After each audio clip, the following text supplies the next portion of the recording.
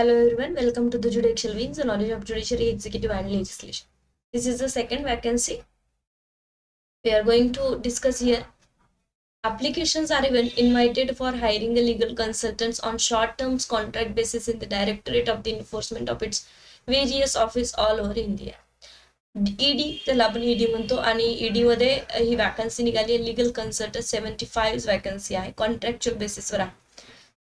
2 वर्षाचा कॉन्ट्रॅक्ट इथे सांगितला आहे आणि त्यानंतर तुमचं काम बघून इथे 5 वर्ष एक्सटेंड केला जाऊ शकतो.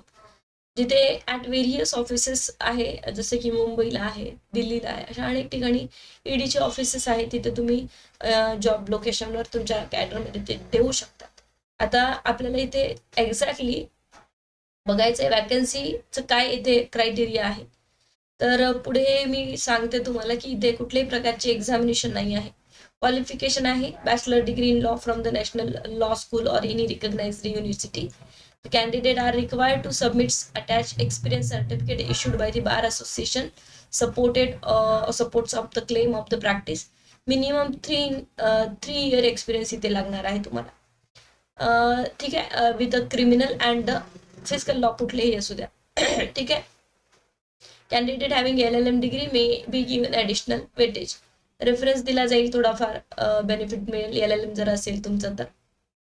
Not more than 35 years as the closing date of the advertisement notification. 35 वर्षापेक्षा तुमचं वय जास्त नसावं, म्हणजे चांगलं वय दिलेले आहे.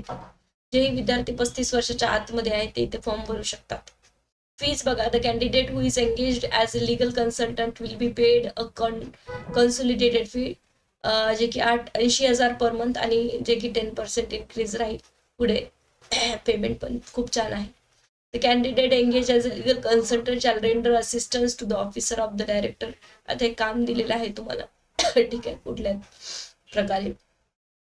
त्यानंतर टर्म्स अँड कंडिशन्स आहे. सर्व्हिसेसच्या 3 वर्षाचा कॉन्ट्रॅक्ट राहील पहिले, नंतर तो 5 वर्षापर्यंत वाढवला जाईल, सेकंड थर्ड इयरला रिस्पेक्टिव्हली.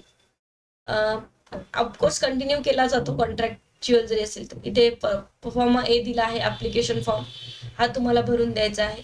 हे सगळं तुम्हाला डिटेल्स टाकायचे आहेत तुमचं आणि तुम्ही फॉर्म भरून देऊ शकता. ठीक आहे.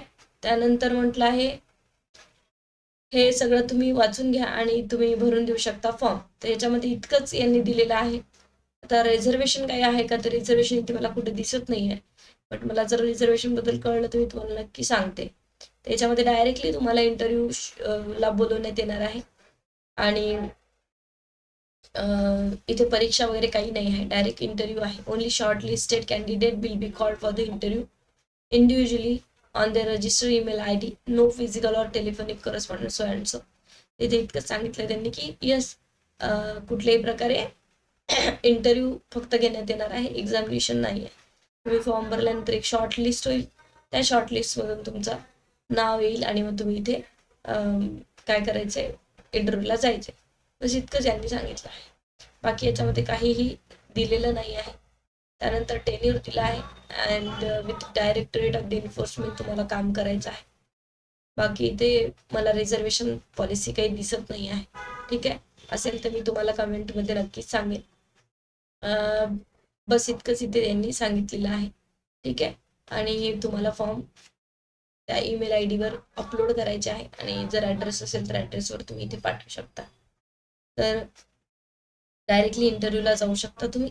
हे बघा, for details eligibility conditions and other terms आहे ते इथे दिलेले आहे. आता इथे बघावं लागेल आपल्याला रिझर्वेशन्समध्ये आहे का ते. असेल तर मी नक्कीच सांगेल, नसेल तर समजून घ्या. माझा जर व्हिडिओ आला नाही किंवा मी काही डिटेल्स दिल्या नाही तर समजून घ्या की रिझर्वेशन नाही आहे. असेल तर मी नक्की सांगेन. ठीक आहे, अशा पद्धतीत तुम्हाला हा फॉर्म भरायचा आहे. आता डेट या डेटला हे आलेलं आहे आणि लास्ट डेट बघून घ्या, इथे कुठेतरी असेलच, सुरुवातीलाच दिली आहे. आय थिंक त्यांनी लास्ट डेट इथे. ठीक आहे, तुम्ही लास्ट डेट हां within 21 days from the publications of this advertisement. अजून 21 days झालेले नाही आहे. ठीक आहे, 9/12/2025ला हे आलेलं आहे. तर तुम्ही 21 days इथे पाठवू शकता, डायरेक्टली इंटरव्ह्यूला जाऊ शकता. ठीक आहे, थँक्यू सो मच. नक्कीच तुम्ही फॉर्म भरा जर 35 वर्षाच्या आतमध्ये आहे, लॉ डिग्री तुमच्याकडे आहे, 3 वर्षाचा एक्सपिरियन्स असेल तर.